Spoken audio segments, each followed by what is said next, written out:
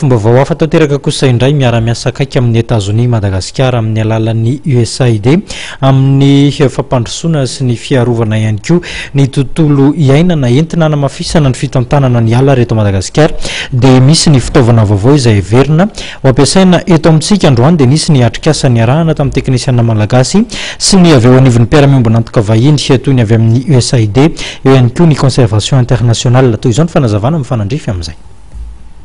Atrikasa io zany dia mijery ny fanamafisana ny fitantanan'ny ala mba hitsiny hoe Madagasikara fi raha ny lafin'ny ala no jerena ary ao anatin'ny fiaraha-miasa ny fianakaviam-be iraisam-pirenena. Ao anatiny koa tsy azo adino ny andraikitry ny malagasy sy ny vondron'olona ifotony ao anatin'izany fitantarana ny ala zany. Zay no antony nanaovana ny atrikasa zay maharitra ray andro tapany. Misy lafiny roa le izy. Ny rafiny anankiray voalohany zany ny fijerena ny lalàna ny fia sy ny fomba fanatanterahana ny lalàna. Zay ny lafiny voalohany. Ny lafiny faharoa zany dia misy fitaovana outil ampiasaina amin'izao fotoana izao zay efa voaporofo ny fahombiazan'izy tany amin'ny firenena maro. Dia io no iadiana hevitra hoe ahoana foana nampiasana azy mba ahafahana mampiatra an'izay fitaovana zay eto Madagasikara. Dia mazava ho azy zany fa misy an'ilay antsoina hoe ireo zay manatraikefa iraisam-pirenena zay antsoina hoe trafika ny anaran'le fikambanana. Io trafika io zany no manampy atsika miara-miasa mampiseho an'le hoe zao ny fampiasana an'izany outil zany.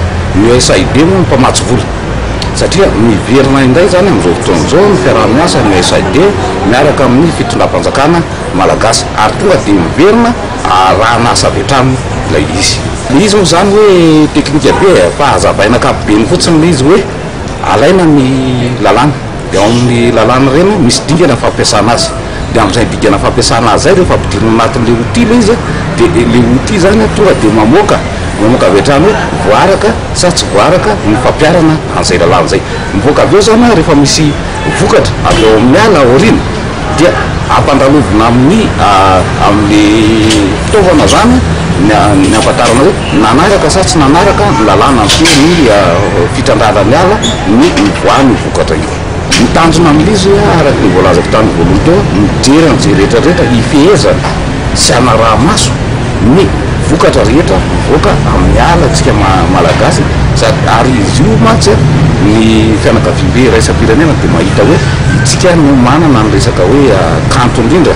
Anisany manana ny kanto indrindra zany raha amin'ny ala io ka noho izany dia hifandrombonana zany ny fanaraha-maso zay dia hifandrombonana ihany koa sy fanomezan-tanana ny fihezana ary indrindrandrindra ny fampiarana ny lalàna mba hatsara foana ny vokatra mivoaka avy ao amin'ny ala zay.